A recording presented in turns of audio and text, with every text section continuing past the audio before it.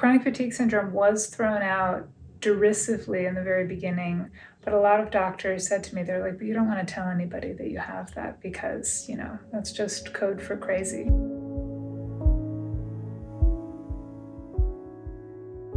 My diagnostic process, well, I wrote a whole book about this.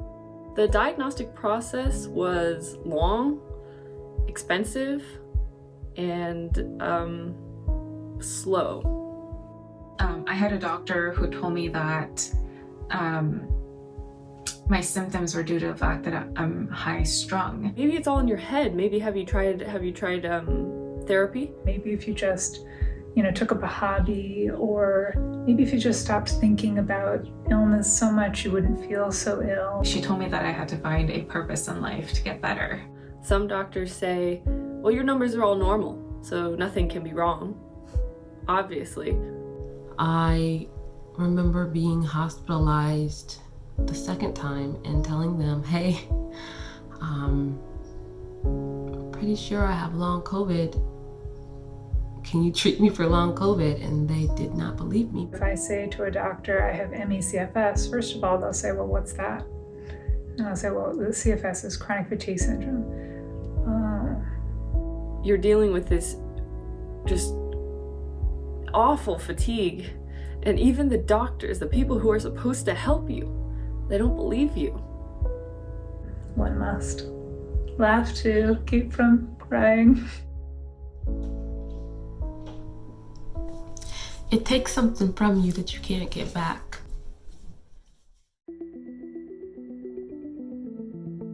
Quite a lot of very senior physicians don't actually recognise this as a real condition, and they still think it's fabricated by the patient or perhaps exacerbated by anxiety and depression.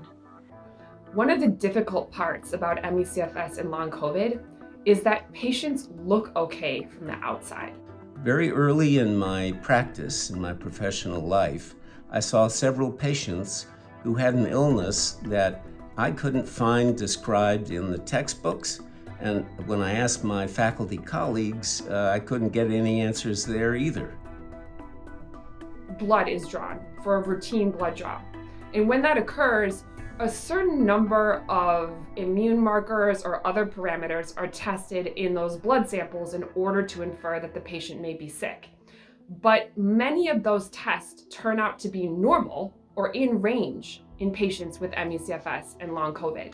People get very stubborn about their beliefs, and when you come to them with facts and evidence and scientific published studies that show that these are real illnesses, they are not psychological in nature, that people are really suffering and the numbers are really high and the caseload is staggering. That's the kind of information I present to people, and it's hard when those are not willing to hear it. So not only is there a need to educate, but there's also a need to undo misinformation.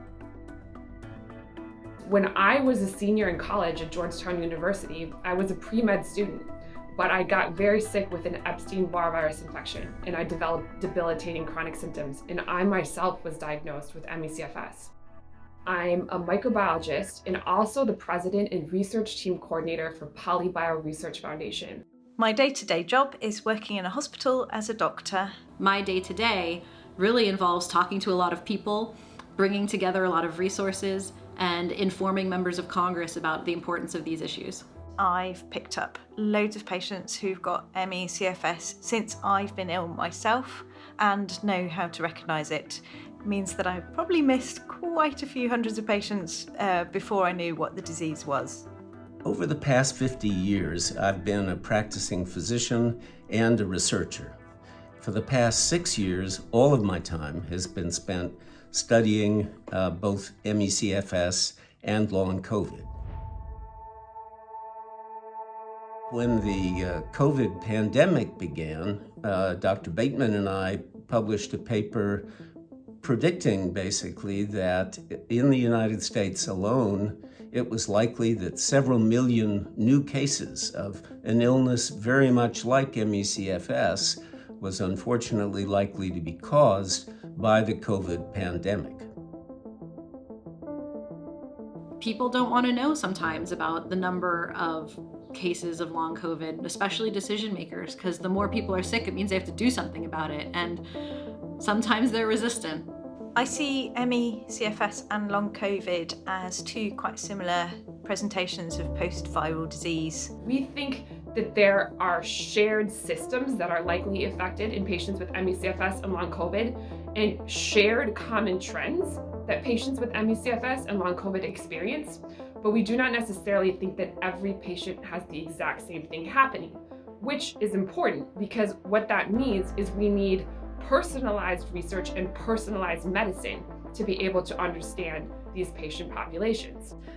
It baffles me that there isn't more research on it. Like, come on! I laugh, but I'm angry. What resources would be really needed are translational science investments, the piece of understanding that brings us from the basic science to the bench and bedside treatment. What we need, what practicing doctors need, is a good diagnostic test, by which I mean a test that is nearly always abnormal in people with the disease and nearly always normal in people who don't have the disease. We don't have that test yet, and that's one of the most urgent areas of research, in my opinion. Not everything about a chronic condition can be understood only from studies of blood. For example, consider Alzheimer's disease. If we didn't analyze the brain tissue of patients from Alzheimer's disease, we would have no idea that there's amyloid plaque in the Alzheimer's brain. So the same is true of ME, CFS, and long COVID. We must move beyond just studies of blood and body fluids towards the study of patient tissue. If you have a nail hammered into your back and you go to the doctor and you say, I'm in terrible pain, and they examine you from the front and they say, well, great news. There's nothing wrong with you. I don't know what could be causing your pain. But they didn't look in the back. That's not great news. They didn't finish the diagnostic workup. Getting a diagnosis for ME/CFS is very challenging. Getting a diagnosis for long COVID can also be challenging, but it's less so because long COVID is an umbrella term. It describes a multitude of different conditions, symptoms, syndromes that are all coming after a COVID-19 infection. Several months after my initial COVID diagnosis, I went to see my primary physician and discussed with him my what I was feeling, what I was going through, and he could tell right away that it was long COVID. Over 6 months, somewhere 6 to 9 months, I believe, to get the official diagnosis of long COVID. Both ME/CFS and long COVID are currently defined by a group of symptoms. So making the diagnosis involves asking a person many questions about the symptoms. I saw so many doctors of all different specialties, and luckily my mom, was there to take me and go with me, because if I had to go by myself, there's no way. I would have never made it to my doctor's appointments because the fatigue was disabling, truly. If you talk to the patient for a few minutes, you can start to pick up some of the key features of worsening of symptoms after, and sometimes days after, doing even trivial exertion, physical, mental exercise, even emotional exertion. My primary doctor at the time started looking into my symptoms and eventually told me that she thinks I have ME or CFS. Despite getting the correct diagnosis name, she was misinformed about the illness. She didn't have any treatment plan, or her suggestions went against the recommendations made by the ME community. My official diagnosis is long COVID. They're not entirely sure what's going on with me in particular. They actually ended up telling me out of 1,000 patients, they get 2 or 3 like me who are experiencing almost the exact same symptoms as me. And at one point we thought it was all the experimental treatments, but it turns out those patients are autistic as well. My mother is a patient with ME/CFS and chronic autoimmune conditions. For my mother, it took about 4 years to get an accurate diagnosis. I was her active participant in about 3 years of that because she was sick for a year before I quit my job and moved back home to help take care of her. Throughout my mother's medical care, we definitely experienced some biases that I believe were because my mother is a woman.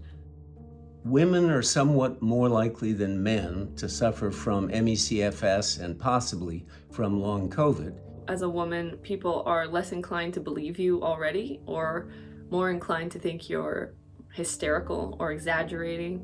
There is a long history of women being psychologized for chronic disease when it's actually a biological condition.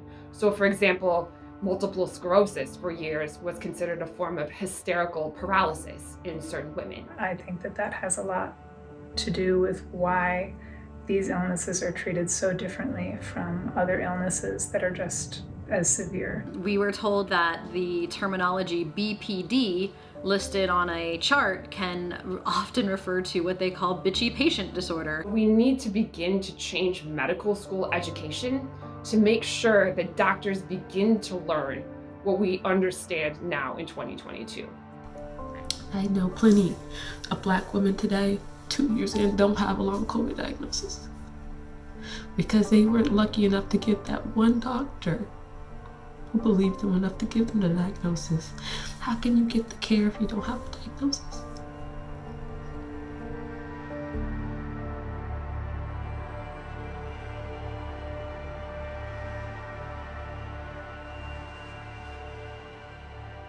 Studies by the CDC that we and others have done in which we reach out into the community, regardless of whether people have sought care for these conditions, find that actually among African Americans and Latinx populations, the prevalence of ME/CFS may, if anything, be higher than it is in whites.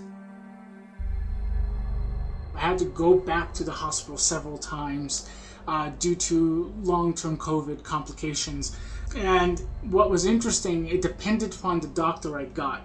If I got certain doctors, they frequently treated me like I was some kind of drug addict seeking morphine or drugs when I wasn't complaining about that. I wasn't asking for payment. I was just asking them, I'm not feeling well, something's wrong, help me. I'm telling you something is wrong. Please help me. I'm a generally optimistic person, and I would say that over the years that I've had it, which, is not long compared to a lot of people, that optimism has been drained out of me. It is so heartbreaking to know that you have a disease that it's not just that it may never be cured in your lifetime, it's that the powers that be are not attempting to cure it. They are not attempting to study it. They're not attempting to develop treatments or palliative care or awareness or anything. I know I've learned to live with my new limitations, and COVID has just brought new limitations. I am incredibly hopeful that this will be overcome eventually, and this pain, it will be a thing of the past, and I'll be back to who I used to be and rock and rolling. And even if I'm not at 100% where I used to be, I will adapt.